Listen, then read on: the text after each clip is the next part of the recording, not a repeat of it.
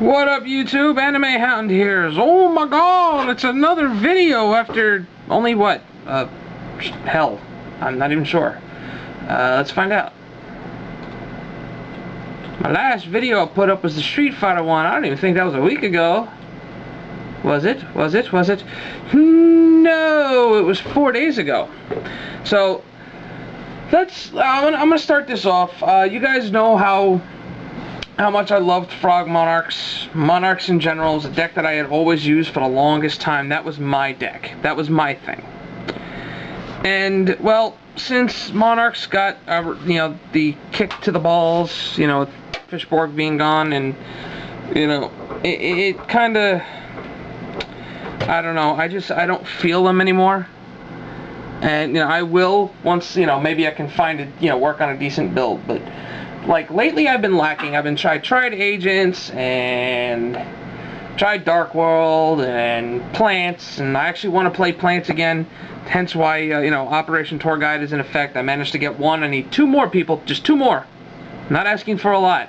I have that stack still minus 3 cards that are up on eBay. I'm trying to sell them off one by one, trying to figure out how much money I can scrounge up to get 2 more, and then it's Operation Rescue Rabbit, because I really want to try Gem Knights when they, when we finally get all of them. I really want to try Gem Knights, like in the worst way. That and Gishki.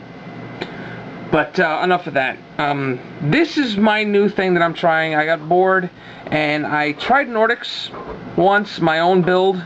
Well, it wasn't my own build. It was one that I saw Matt Rona play, and it was actually a version of one that his friend of his played, and I tried it out. I like Nordics. I like the whole theme. Norse gods, that kind of I love that kind of stuff. So I figured, why not try something different? I originally had come up with an idea of going with a majority beast route, and going, I'm just going to stick with Thor and see where it goes from there. And I kind of put it on hold because I've been really tired from work, and picked it up after my friend Paul, who you've seen in a couple of my videos, kind of pushed me to try Nordics again.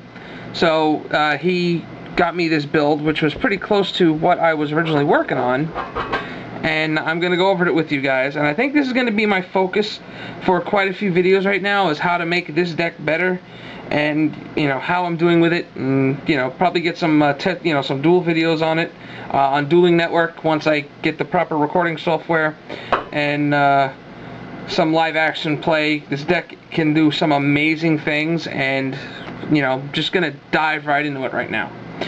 So, it being Nordics, I don't know how well you guys are going to be able to see this, low light levels, but triple Goldfax, level 4 tuner, can be special summoned if my opponent has a synchro on the board, and with exceeds happening, it's less and less likely, blah blah blah, but level 4 tuner nonetheless. Beast type. Now we've got 3 of the Black Goat. Tangenjoster. Yes, I pronounced it. Tangenjoster. The J is a Y sound. Tangenjoster. Remember, these, Norwegian. Yingy, hinger, finger, dinger. Level 3 Beast. Earth. Nothing to write home to mom about with the 800 attack, but he special summons another Nordic monster from the deck when he switches from defense to attack position. So that goes for him being flipped face up, and so on and so forth. He can search out Goldfax, or he can search out the White Goat, Tangrisnir. This one generates tokens when he's destroyed by battle. But this is another great thing about the Black Goat, is you can also special summon him when a monster you control is destroyed by battle and sent to the graveyard. So this is why my friend Paul apparently went with this. TGs. Triple Tech Genis Werewolf. Dark Soul. Search in the end phase when he's destroyed. sent to the graveyard. He has to stay in the graveyard for it to resolve. Warwolf can be special summoned when a level 4 or lower monster is special summoned to the field. So Black Goat, bring out whatever other Nordic, drop him. Really cool. And because he's there, double Tech Genis Striker, Cyber Dragon-like effect, level 2 tuner, blah blah blah. We all know what he does, as we all have seen TGs. And because those two are in there, we go with one Tech Genis Rush Rhino. Rush Rhino being a beast type, Tech Genis Warwolf being a beast warrior. You see where I'm going with this. Next, triple Reborn Tengu. Card's good. I mean, the card is really good. Exceed options with Goldfax, Synchro options with Goldfax, Synchro options with Tech Genis Striker. Ridiculous things can happen with Tengu. He's helped me win games. Enough said. Double Effect Veiler. Level 1 tuner. Not quite sure how I feel about this. I really haven't playtested the deck enough yet. So right now this is what I'm sticking with until I can feel it out. I have Max C's. I probably will play those over the Veilers unless I find something else. But he's also light type, so you can also see where I'm going with that. It makes 5 light type targets, not to mention what's in my extra deck for, you know, what you'll see coming up. Super Nimble Mega Hamster searches out any other beast. Is it beast or beast warrior? Any other, yeah, level 3 lower beast type. So he searches out the goats, searches out the goats, period. He's okay. 1800 wall, searches out another monster in defense position. Usually works out well because usually it's, you know, hamster, search black goat flip, search white goat, summon, and then just go off from there. If they happen to kill him, I have the chance of dropping another black goat, because you wind up with these cards in your hand, but usually, you know, when that kind of thing happens, it sets you up for the Tech Genis plays as well. Then we've got one Sangan, really no need to explain him. Gors, because he's Gors, and he's German. And because of the dark and light aspect, Blackluster Soldier, I've yet to drop him in this deck, but it is quite possible. He is live rather quick, because you have the ability to search out your Goldfaxes, you have your dark types in here with Gors and Sangan and Tech Genis Warwolf, so it's very easy. Move on to the spells now. We have Double Duality and Pot of Avarice. This deck special summons quite a bit. I think two Duality is enough at this point. Avarice, I dump cards. I can get cards in the graveyard really fast.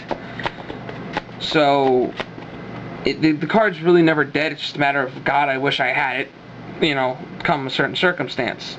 Then we've got your staple cards, which is Double MST, Heavy Storm.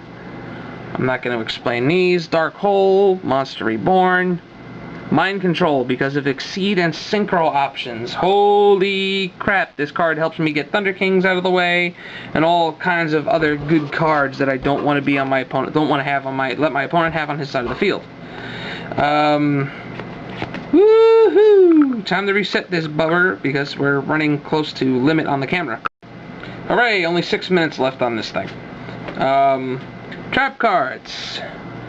Gleipnir, the Fetters of Fenrir. This is my Rhoda. I'm running 3. I have 7 Nordic targets. I don't, again, this is another card that I don't know how I feel about having 3. I go through the Nordics rather quick. So this might be a card I might change out. Next one is Horn of the Phantom Beast. And this is where, the reason why I really wanted to focus on Thor when I first thought of this and wanted to run with it. And that's because they're predominantly beast and Beast Warrior type. So you have Reborn Tengu, you have the Tech Genis, you have Goldfax, which becomes 2400. They become big really fast, and they generate advantage by drawing a card when you destroy a monster. I might drop the Gleipnir to 2 and raise these to 3, but like I said, I still have some time. You know, I gotta feel out the deck, see what's going on. Then we've got the Solemn Brigade, Double Warning, and Judgment. No reason to explain that. Then we've got Torrential and Trap Dust Shoot.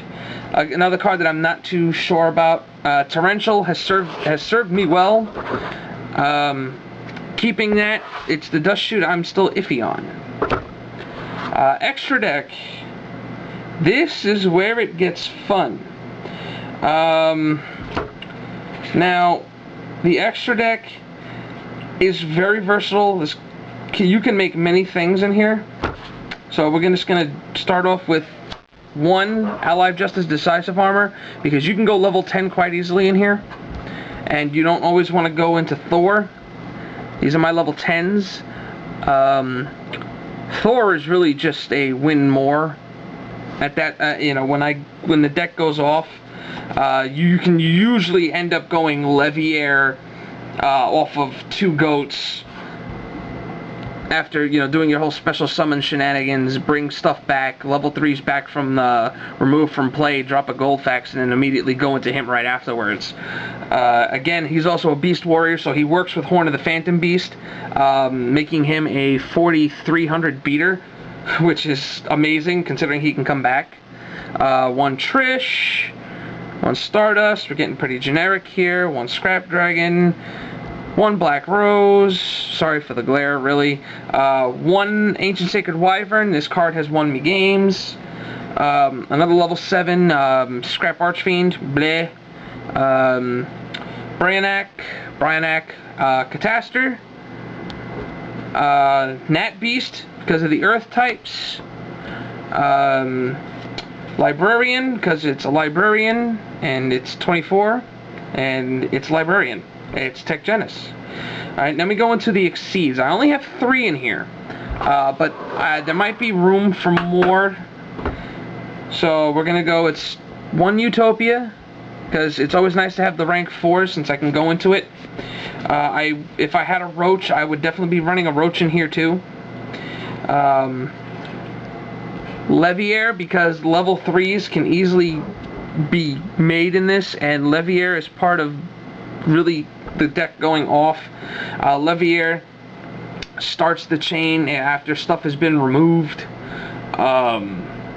which happens quite often, or just tapping into my opponent's removed from game depending on what they're playing and just going off from there, and bringing out Thor or, you know, any other synchros that happen to float my boat at the time.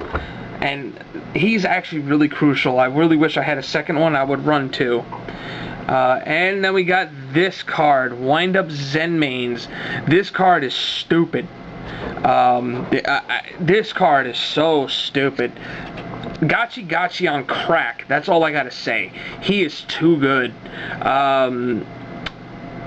If he would be destroyed, you remove a material once per turn during the end phase, you get the Papa card.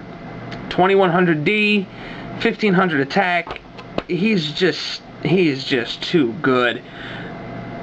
He helps to stall out. When you're in a bad situation, he helps a lot. This card single-handedly won me a game. I started off in a really, really bad situation against, I believe it was against Wind-Ups. And I managed to get him out using the goats, and he stalled out. I was able to draw into what I needed, and I was able to combo off from there. Just for, you know, pulling out the wind, getting into my Horn of the Phantom Beast and all that, and it just worked out amazingly. I'm not going to go into the side deck because, you know, it's a side deck and it's always in a state of flux depending on where you are and what your meta's like. But general idea is, you know, your standard stuff. You know what, I'll go into it anyway, what the hell. I'm just going to go quickly because I'm running out of time.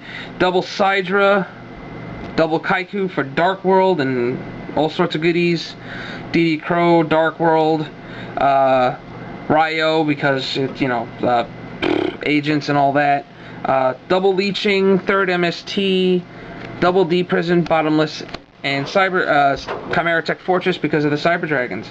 You guys can pretty much figure out what that's all for. This is going to be a regular thing I'm hoping to do, because I want this deck to be my thing. And you know, let me know. You know, give me some suggestions. Let me know what you think, and you know, subscribe, rate, thumbs up, and I'll have a link to Robbie's stun gadgets like I promised. So this is Anime Hound. Sorry I'm rushing, but I'm out.